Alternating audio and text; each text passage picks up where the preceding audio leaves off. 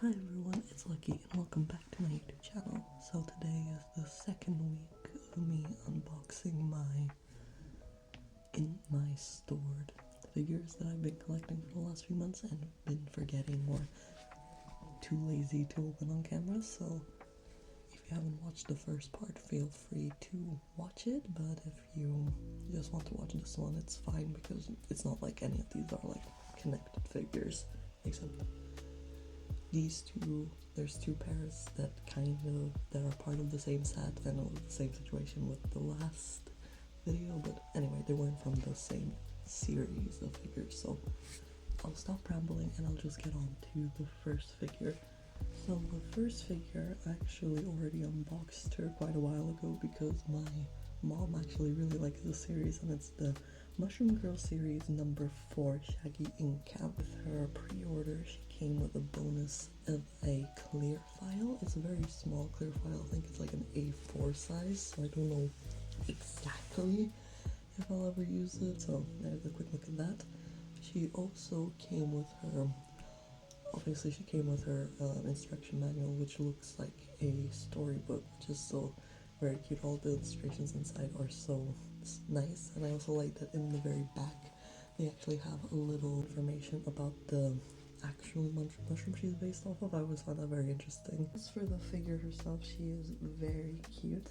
She doesn't have a ton of shading, at least on the girl herself. There is a lot of shading on the mushrooms themselves, especially on her umbrella, like it goes from this nice gray color all the way down to a black transparent. Overall, I really like how she looks. However, I don't like that for whatever reason they have to bend the ink so while in transfer, so they look very wobbly. In the instructions they do say that you can just, use a hair dryer to straighten them out, and I did try that, but it didn't seem to do much. Like, it did become a bit bendy, but like when I tried to bend it so it's straight, they didn't stay in place. Maybe I wasn't holding it there for too long, but either way it didn't work for me. But now I have it.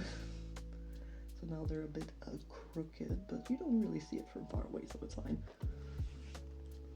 And she looks very, and I also really like how contrasting she is to the first mushroom girl that I got. I forgot what her name is. I might put it on screen later while I'm editing this. I like how the mushroom girl is the first mushroom girl is very fall orientated, very nice brown and orange and red in her motif, and she just has very small pops of green, but most of it is grays, whites, blacks.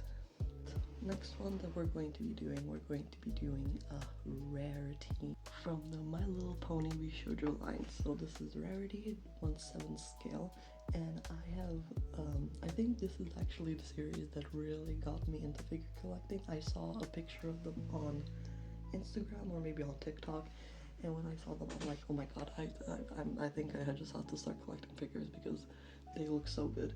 Now, they were already released by the time I got into the figure collecting scene, so I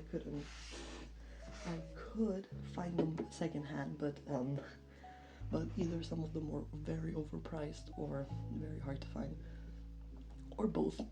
But thankfully, Rarity you could find her fairly easily, but Bishoujo did a re-release of them, so I'm very happy they did that.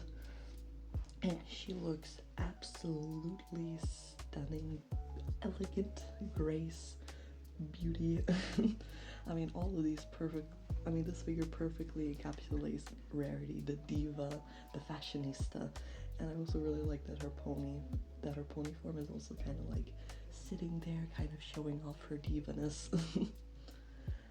And she also has a pearlescent finish on her coat, which is very interesting. I never noticed this on any of the pictures I've seen of her, so this is a very nice surprise. It really gives a nice touch to her and a very nice mystique.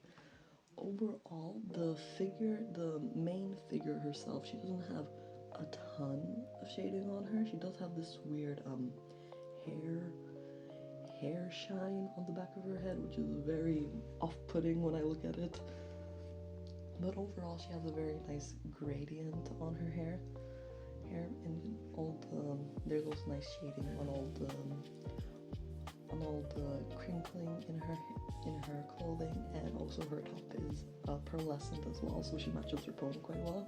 Her face is also very cute, very smug, very Rarity-esque, and overall I'm very happy to finally have her in my collection, and she is going to look very well next to the other pony that I got, and one other pony that I already have in my collection.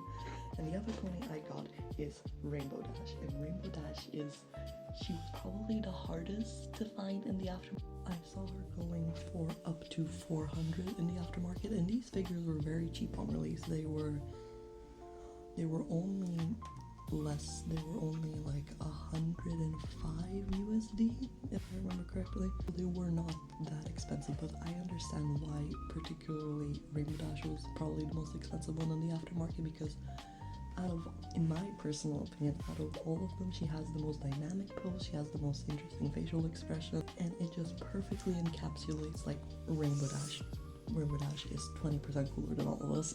Much like Rarity, she doesn't have all of that much shading on her. She's fairly unshaded. I think she's even less shaded than Rarity is, because on her I don't see any sort of shading on her hair at all, and not even like the weird shine thing, like the weird hair shine that Rarity had.